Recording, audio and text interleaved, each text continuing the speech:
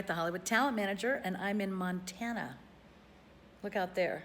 I'm in a beautiful cabin on a lake in Montana, relaxing and working.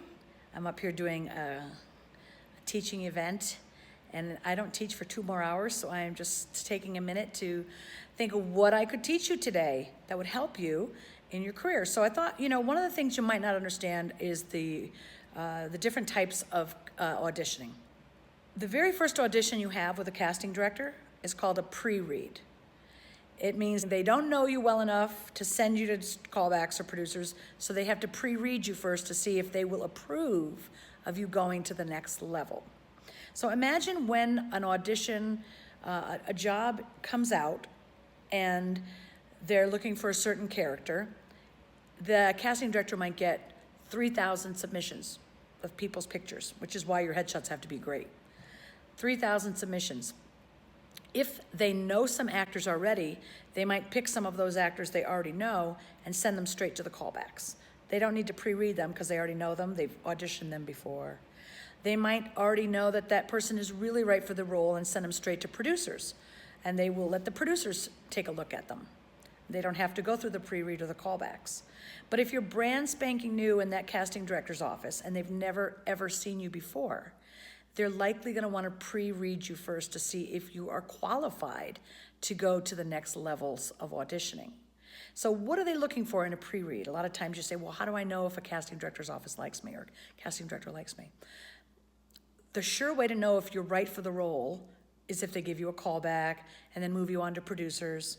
Then that means that you're really in serious contention for the role and they really may be thinking you might be right for the role. If you don't get a callback, you're not right for the role. End of story. And you're not going to ever hear from the casting director's office. They don't have time to call 2,000 or 200 actors and say, hey, you were not right for the role. Okay, so the way that you know you were not right for the role, you just don't get a call.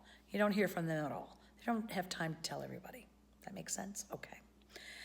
Let's say you're in the pre-read and casting is taking a look at your audition.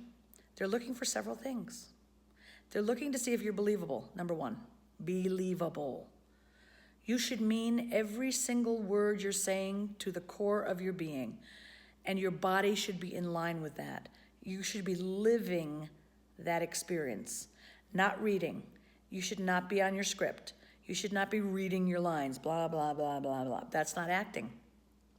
You should be prepared, meaning when you get to that audition, you're not even on your script. You already know it. And you should have a method for breaking down your audition, your material. You don't just get the script, memorize it, and start, saying the words. That's not how you audition. I'm going to talk to you more about that in another video. But right now, I just want you to understand the different levels.